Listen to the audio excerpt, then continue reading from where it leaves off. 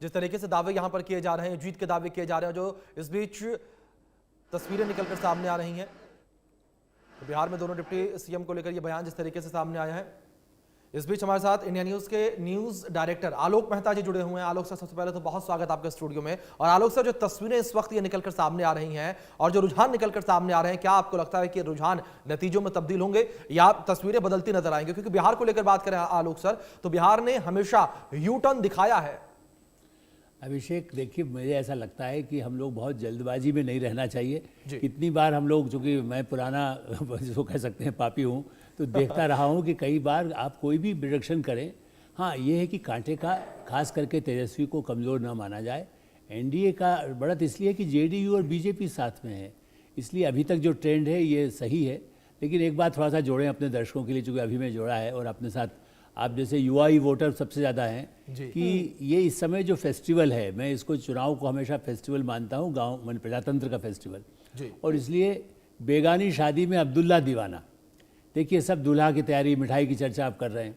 अब बीजेपी और कांग्रेस पार्टी सबसे बड़ी पार्टियां हैं, देश की नहीं दुनिया की आप कह सकते हैं, जो इतनी बड़ी पार्टी कहीं नहीं है। और ऐसी स्थिति में खुशबू, इतना आखिरी में मैं कह रहा हूँ कि ये दोनों पार्टियां कह रही हैं कि नीतीश कुमार बने या तेजस्वी बने, उनके लिए दीवाने हैं। कश्मकश बिल्कुल, यही से शुरुआत भी करेंगे जब अब वापस आएंगे। इसी बीच एक बड़ी खबर भी अपने दर्शकों को बता दें, 101 सीटों पर एनडीए को बढ़त मिलती हुई नजर आ रही है। अहम जानकारी, 65 सीटों पर महागठबंधन आगे है। हालांकि अपने दर्शकों को हम बता दें, ये सिर्फ रुझान है, नतीजों में थोड़ा वक्त है, तस्वीर साफ होने में थोड़ा समय लगेगा, लेकिन फिलहाल रुझानों से कम एनडीए खुश होती हुई जरूर नजर आएगी। आलोक जी, सर आप अपनी बात भी पूरी करें और साथ में इसमें एक चीज ये भी बताइए कि बिहार चुनाव में जब जब वोटिंग परसेंटेज बढ़ा है तब तब सत्ता परिवर्तन होता है। 10% के करीब इस बार लगभग वोटिंग परसेंटेज बढ़ा और महिलाओं ने बढ़ चढ़कर हिस्सा लिया। लगभग 2 करोड़ जो मतदाता है वो युवा है। ये तमाम चीजें किस तरफ इशारा करती हैं? खुशबू, सबसे बड़ी बात यही है कि जो युवा और महिलाएं खास करके जो आई हैं, और वो प्रलोभन पर नहीं आई है। मेरा मानना है कि जो बच्ची आज से, देखिए 20 साल नीतीश कुमार जी को तब से हम फॉलो कर रहे हैं। आप ये देखिए, जब वो सत्ता में आए, उन्होंने लड़कियों के स्कूल के लिए साइकिल उनको देना शुरू किया, गैस यदि देना शुरू किया चूल्हे के लिए, शौचालय देना शुरू किया। मैं बिहार में रहा भी हूँ खुशबू जी, इसलिए मैं कह सकता हूँ कि वो जो ऐसी चीज़ें हैं जो महिलाओं के दिल को करती है। लोग कह रहे हैं 10,000 रुपये दे दिया, 10,000 रुपये ठीक है, वो अभी वो तो लगातार कंटिन्यूएशन है। जो बेसिक सुविधा मिली है, और ये सबसे बड़ी ताकत है दुनिया में। भारत के राष्ट्रपति पहले भी रही हैं, आज भी महिला हैं, और आज वोटिंग में बिहार जैसा पिछड़ा प्रदेश जो माना जाता रहा, आज वहाँ 71% से ज्यादा वोट महिलाओं ने दिया।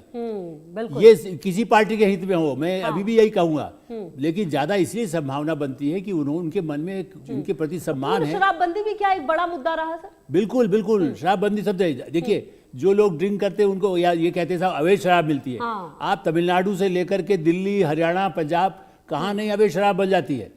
ऐसी स्थिति में इवन बड़े बड़े लोग होटल्स में नकली शराब देते हैं, शायद लोगों को नहीं मालूम है। अवैध शराब का छोड़िए, अपने मरते नहीं होंगे, लेकिन कई बार उसका विस्की फलाना दिया हुआ है और पता चला दूसरी को ही दे देते हैं। ऐसी स्थिति में मुझे लगता है कि ये मुद्दा महिलाओं के लिए, बड़े वर्ग के लिए बहुत बड़ी राहत हुई है। जो गरीब और महिलाएं थी उनको घर में पिटाई, उनका जो आमदनी उससे बढ़ी है।